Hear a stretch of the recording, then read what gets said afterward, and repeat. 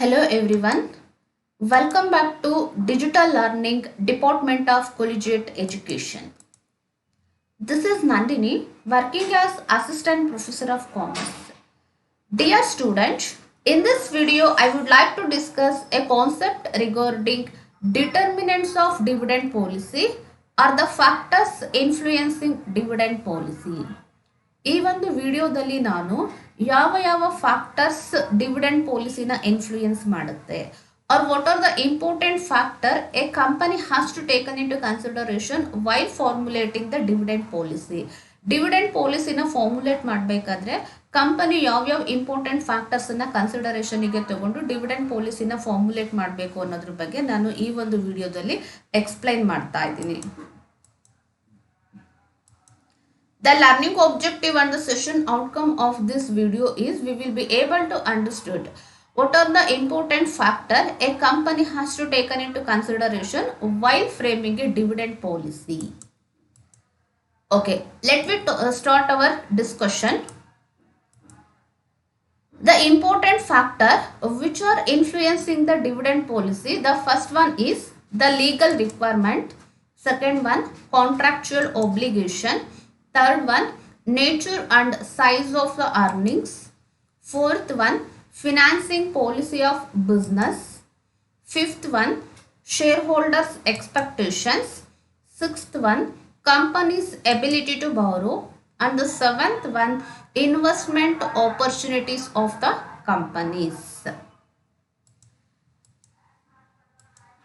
Okay, and the eighth one investment opportunities before the investors, liquidity position of the company, competitors dividend policy, the capital market conditions, control over the management, business cycle, and the last one taxation policy.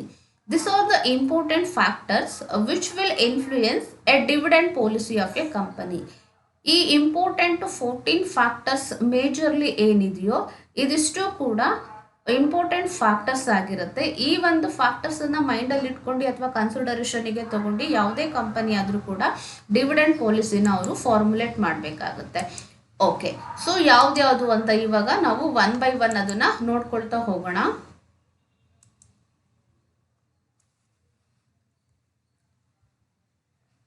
Okay, so the first one, legal requirements.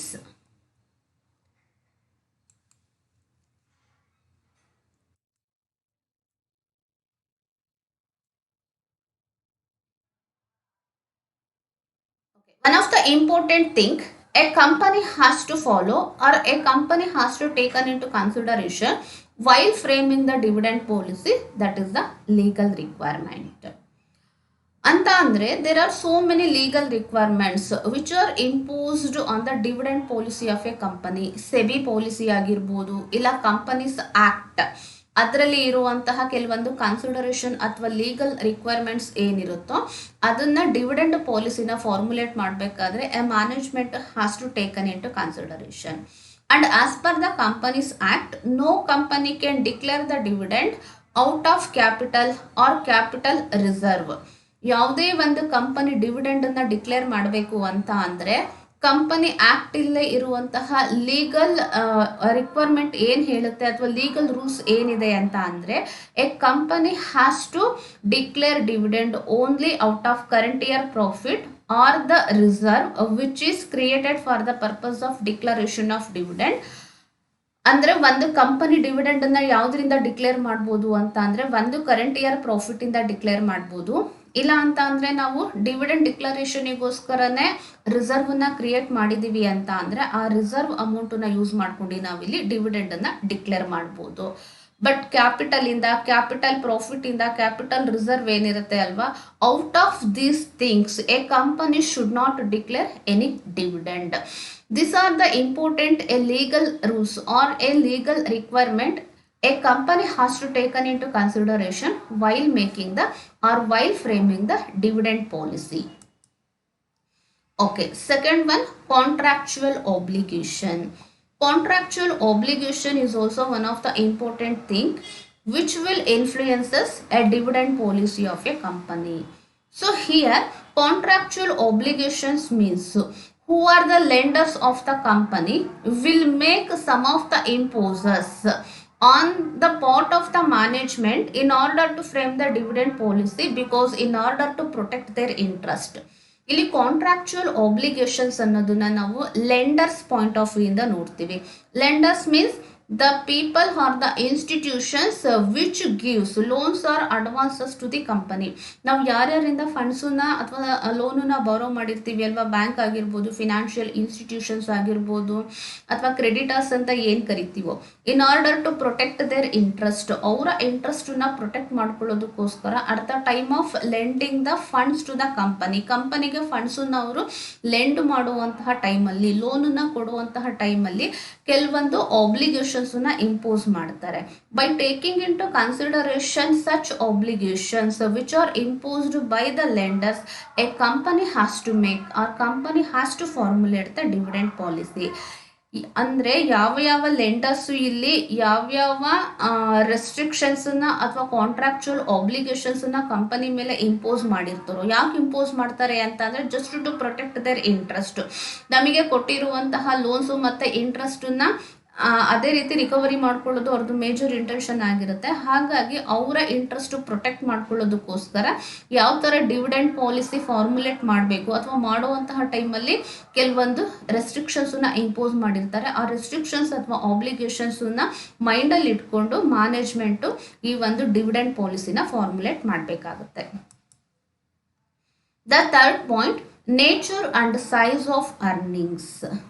The nature and size of earnings or income is one of the major factor which will influence the dividend policy of a company. ಕಂಪನಿಯ earnings ಎಷ್ಟಿದೆ, ಅದರದ್ದು profit ಎಷ್ಟಿದೆ, ಇದು ಒಂದು ತುಂಬ important factor dividend ಪಾಲಿಸಿನ formulate ಮಾಡಬೇಕಾದ್ರೆ. Because if the company earns more earnings, company earnings ತುಂಬ ಜಾಸ್ತಿ ಇದೆ ಅಂತ ಅಂದರೆ ಇನ್ such a cases they can follow the liberal and as well as the regular dividend policy.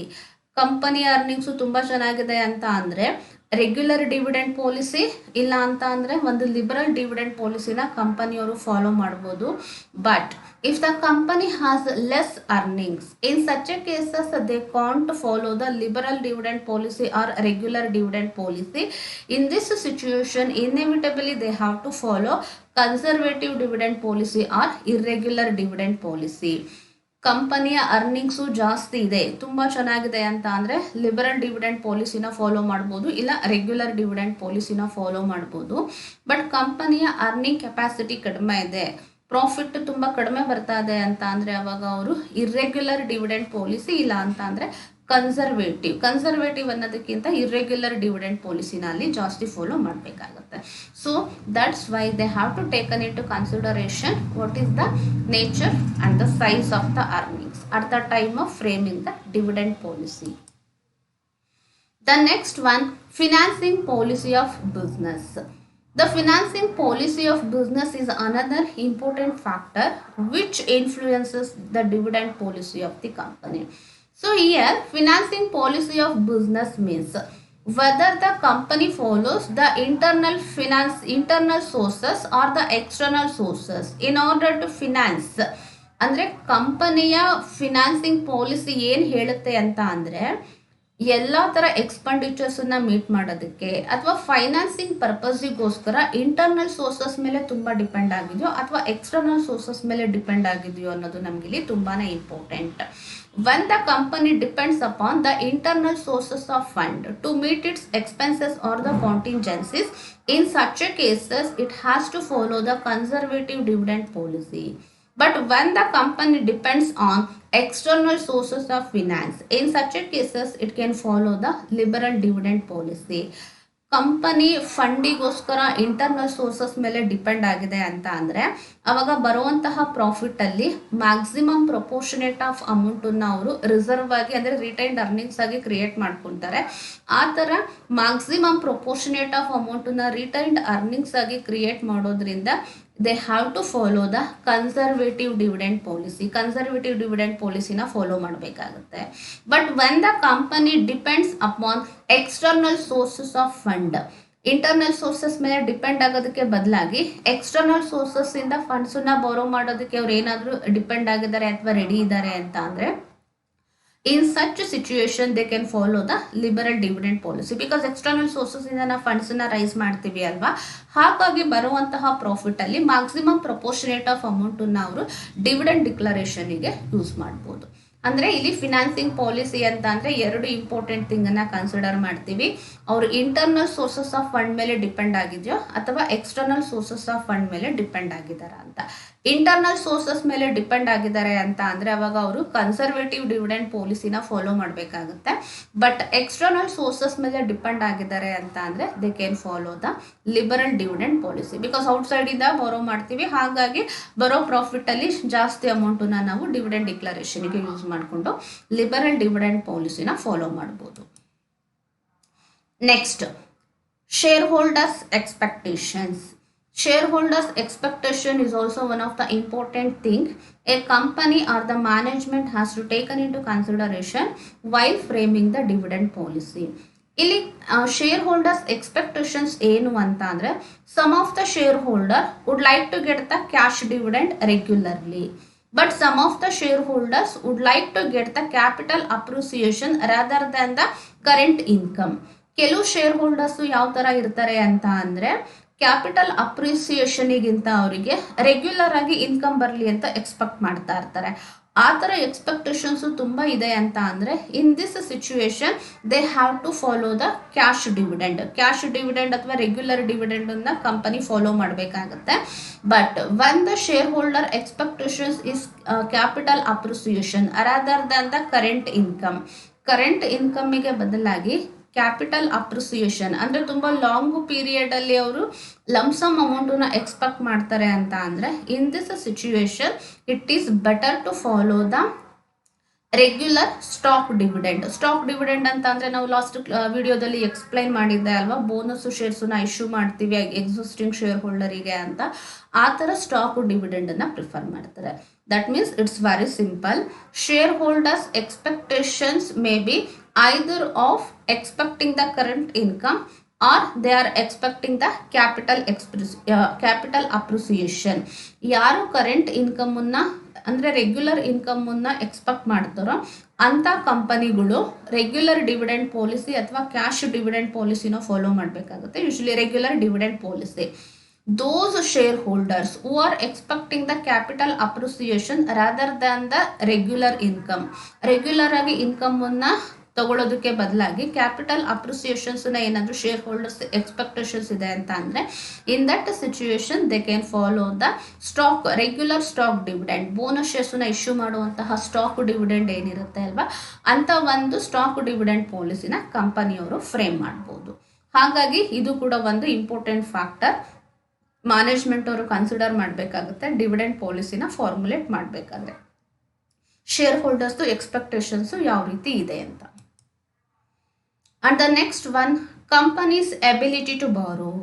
While framing the dividend policy, a important thing management or the company has to take into consideration whether our company has ability to borrow from outside or not. ಇನ್ನೊಂದು important ಅಥವಾ major factor ಏನು consider ಮಾಡಬೇಕು dividend ಪಾಲಿಸಿನ ಇಲ್ಲಿ formulate ಮಾಡಬೇಕು ಅಂತ ಅಂದರೆ ಕಂಪನಿಯ ability ಯಾವ ರೀತಿ ಇದೆ. Usually the well-established companies and as well as the old companies have more access in the capital market to borrow the fund, but a weak companies or the newly floated companies do not have much access in order to borrow from the capital market or to access from the capital market. ಹಳೆ company ಅನ್ನೋದಕ್ಕಿಂತ reputed companies, we can say reputed companies and well established companies ಏನಿರುತ್ತೆ ಅಲ್ವಾ, ಅವರು outside capital market ಅಲ್ಲಿ ಈಸಿಯಾಗಿ funds ನ ಬಾರೋ ಮಾಡ್ತಾರೆ. ಬಟ್ ನ್ಯೂ ಕಂಪನೀಸ್ ಏನಿರುತ್ತೆ ಅಥವಾ ವೀಕ್ ಕಂಪನಿ ಏನಿರುತ್ತೆ ಅಂತ ಕಂಪನಿಗಳು ಔಟ್ಸೈಡ್ ಅಲ್ಲಿ ಫಂಡ್ಸ್ ನ ಬಾರೋ ಮಾಡುವಂತಹ ಕೇಪಬಿಲಿಟಿ ಅವರಿಗೆ ತುಂಬಾನೇ ಕಡಿಮೆ ಇರುತ್ತೆ. ಹಾಗಾಗಿ ಇಲ್ಲಿ ಎಬಿಲಿಟಿ ತುಂಬಾ ಜಾಸ್ತಿ ಇದೆ ಔಟ್ಸೈಡ್ ಅಲ್ಲಿ ಬಾರೋ ಮಾಡೋದಕ್ಕೆ ಅಂತ ಅಂದ್ರೆ such type of companies can follow the liberal dividend policy. ಏಕೆಂದರೆ ನಮಗೆ ಯಾವಾಗ ಬೇಕು ಫಂಡ್ ಅಂತ ಅನಿಸುತ್ತೆ, ನೆಸೆಸಿಟಿ ಇರುವಂತಹ ಟೈಮಲ್ಲೆಲ್ಲ ನಾವು ಕ್ಯಾಪಿಟಲ್ ಮಾರ್ಕೆಟ್ ಅಥವಾ ಔಟ್ಸೈಡಿಂದ ಈಸಿಯಾಗಿ ಬಾರೋ ಮಾಡ್ತಾ ಇರ್ತೀವಿ ಬ್ಯಾಂಕ್, ಫಿನಾನ್ಷಿಯಲ್ ಇನ್ಸ್ಟಿಟ್ಯೂಷನಿಂದ. ಹಾಗಾಗಿ ಕರೆಂಟ್ ಇಯರ್ ಪ್ರಾಫಿಟ್ ಏನಿರುತ್ತೋ ಅದನ್ನು ತುಂಬ ನಾವು ರಿಟೈನ್ಡ್ ಅರ್ನಿಂಗ್ಸ್ ಆಗಿ ಕ್ರಿಯೇಟ್ ಮಾಡೋ ಅವಶ್ಯಕತೆ ಇಲ್ಲ. ಮ್ಯಾಕ್ಸಿಮಮ್ ಪ್ರಪೋರ್ಷನೇಟ್ ಆಫ್ ಅಮೌಂಟನ್ನು ನಾವು ಡಿವಿಡೆಂಡ್ ಆಗಿ ಡಿಕ್ಲೇರ್ ಮಾಡ್ಬೋದು. But when the company do not have much ability to borrow from the outside ಇಂದ ಬಾರೋ ಮಾಡೋದಕ್ಕೆ ನಮಗೆ ಆಗ್ತಾ ಇರೋದಿಲ್ಲ, ಕಂಪನಿಯ ಫಿನಾನ್ಷಿಯಲ್ ಪೊಸಿಷನ್ ವೀಕ್ ಇರುತ್ತೆ, ಇಲ್ಲ ಅಂತಂದರೆ ಕಂಪನಿ ತುಂಬ ವೀಕ್ ಪೊಸಿಷನಲ್ಲಿ ಇದ್ದಾಗ ಯಾರು ಕೂಡ ಲೆಂಡರ್ಸು ನಮ್ಮ ಕಂಪನಿಗೆ ಲೋನ್ಸು ಮತ್ತು ಅಡ್ವಾನ್ಸಸ್ಸನ್ನು ಕೊಡೋದಕ್ಕೆ ಹೆಸಿಟೇಟ್ ಮಾಡ್ತಾರೆ. ಇಂಥ ಸಿಚುವೇಶನ್ಸಲ್ಲಿ ನಮಗೆ ಇಂಟರ್ನಲ್ ಸೋರ್ಸಸ್ ಆಫ್ ಫಿನಾನ್ಸೇ ತುಂಬ ಮೇಜರ್ ಸೋರ್ಸಸ್ ಆಗಿರುವಂತಹ ಸಿಚುವೇಶನ್ಸಲ್ಲಿ it is better to follow the conservative dividend policy. ಅಂದರೆ ಎಬಿಲಿಟಿ ತುಂಬ ಜಾಸ್ತಿ ಇದೆ ಔಟ್ಸೈಡಿಂದ ಬಾರೋ ಮಾಡೋದಕ್ಕೆ ಅಂತ ಅಂದರೆ we can follow the liberal dividend policy. But when the company do not have much ability to access from the outside and when they depends more on the internal sources of finance, in such cases it is better to follow the conservative dividend policy. ಯಾಕೆ conservative ಅಂತ ಅಂದರೆ ಅವಾಗ ನಾವು ಸ್ವಲ್ಪ portion ಮಾತ್ರ dividend ಆಗಿ declare ಮಾಡ್ಬೋದು, but ಮ್ಯಾಕ್ಸಿಮಮ್ನ ನಾವು ರಿಟೈನ್ಡ್ ಅರ್ನಿಂಗ್ಸ್ ಆಗೇ ಇಟ್ಕೋಬೇಕಾಗುತ್ತೆ. ಔಟ್ಸೈಡಿಂದ ಬಾರೋ ಮಾಡೋದಕ್ಕೆ ತುಂಬ ನಮಗೆ ಅಲ್ಲಿ ಡಿಫಿಕಲ್ಟೀಸ್ನ ಫೇಸ್ ಮಾಡುವಂಥ ಸಿಚುವೇಶನ್ಸ್ ಇಂದ. That's why company has to taken into consideration. This is a major point at the time of framing the dividend policy. Okay, next one, investment opportunities of companies. At the time of framing the dividend policy, a company has to taken into consideration what are the investment opportunities which are available in the market. ಕಂಪನಿಯ point of view ಇಂದ ಯಾವ ಯಾವ investment opportunities ಅಥವಾ business opportunities ಇದೆ ಅನ್ನೋದನ್ನ ನಾವಿಲ್ಲಿ ನೋಡಬೇಕಾಗುತ್ತೆ. If the company has much more investment opportunities, in such cases it is better to follow the conservative dividend policy. ಯಾವಾಗ ನಮಗೆ ಔಟ್ಸೈಡ್ ಅಲ್ಲಿ ತುಂಬಾನೇ ಇನ್ವೆಸ್ಟ್ಮೆಂಟ್ ಆಪರ್ಚುನಿಟೀಸ್ ಇರುತ್ತೆ, ಮ್ಯಾಕ್ಸಿಮಮ್ ರಿಟರ್ನ್ ಬರುವಂತ ಚಾನ್ಸಸ್ ಇರುತ್ತೋ ನಾವು ಇನ್ವೆಸ್ಟ್ಮೆಂಟ್ ಮಾಡಿದ್ರೆ, ಅಂತ ಸಿಚುವೇಶನ್ಸ್ ಅಲ್ಲಿ ನಾವು ಕನ್ಸರ್ವೇಟಿವ್ ಡಿವಿಡೆಂಡ್ ಪಾಲಿಸಿನ ಫಾಲೋ ಮಾಡಬೇಕಾಗುತ್ತೆ. ಬಿಕಾಸ್ ಕನ್ಸರ್ವೇಟಿವ್ ಡಿವಿಡೆಂಡ್ ಪಾಲಿಸಿನಲ್ಲಿ ನಾವು ಪ್ರಾಫಿಟ್ ಅನ್ನ ಜಾಸ್ತಿ ರಿಟೈನ್ಡ್ ಅರ್ನಿಂಗ್ಸ್ ನಾಗಿ ಕ್ರಿಯೇಟ್ ಮಾಡ್ಕೊಳ್ಳೋದ್ರಿಂದ ಆ ಎಲ್ಲ ರಿಸರ್ವ್ ಅಥವಾ ರಿಟೈನ್ಡ್ ಅರ್ನಿಂಗ್ಸ್ ಅನ್ನ ನಾವು ಇನ್ವೆಸ್ಟ್ಮೆಂಟ್ ಮಾಡಿದ್ರೆ a company can get the good return. But when the company do not have much investment opportunities, ಯಾವಾಗ ಕಂಪನಿಗೆ ಇನ್ವೆಸ್ಟ್ಮೆಂಟ್ ಆಪರ್ಚುನಿಟೀಸ್ ಜಾಸ್ತಿ ಇರೋದಿಲ್ವೋ, in that situations they can follow the liberal dividend policy. ಅವಾಗ ತುಂಬ retained ಅರ್ನಿಂಗ್ಸ್ನಾಗಿ create ಮಾಡಿ ಇಟ್ಕೊಳ್ಳೋದ್ರಿಂದ ಅಂತ ಏನು uses ಇರೋದಿಲ್ಲ. ಸೊ ಅವಾಗ ಏನಾಗುತ್ತೆ ಅಂತ ಅಂದರೆ ಜಾಸ್ತಿ ರಿಟೈನ್ಡ್ ಅರ್ನಿಂಗ್ಸನ್ನು ಕ್ರಿಯೇಟ್ ಮಾಡೋದಕ್ಕೆ ಬದಲಾಗಿ they can follow the high dividend payout ratio. High dividend payout ratio ಅಂತ ಅಂದರೆ ಇರುವಂತಹ ಪ್ರಾಫಿಟಲ್ಲಿ ಮ್ಯಾಕ್ಸಿಮಮ್ ಪ್ರಪೋರ್ಷನೇಟ್ ಆಫ್ ಅಮೌಂಟನ್ನು ಅವರು ಡಿವಿಡೆಂಡ್ ಡಿಕ್ಲರೇಷನ್ಗೆ ಯೂಸ್ ಮಾಡಿಕೊಂಡು ಲಿಬರಲ್ ಡಿವಿಡೆಂಡ್ ಪಾಲಿಸಿನ ಫಾಲೋ ಮಾಡ್ಬೋದು. That means very simple, investment opportunities of company means if the company has much more investment opportunities from the viewpoint of the company, in such a cases they have to follow the conservative dividend policy. But when the company do not have much investment opportunities, in this situation they have to follow the liberal dividend policy. Okay, these are the important factors or the determinants of dividend policy. ಇದಿಷ್ಟನ್ನು ಕೂಡ ನಾವು important ಆಗಿ factors ಯಾವ್ಯಾವುದು dividend ಪಾಲಿಸಿನ influence ಮಾಡುತ್ತೆ ಅನ್ನೋದನ್ನ ನಾವು ನೋಡ್ತೀವಿ.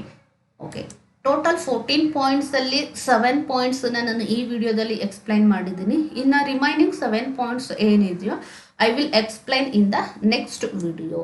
Anyway, thank you for watching this video. Thank you student.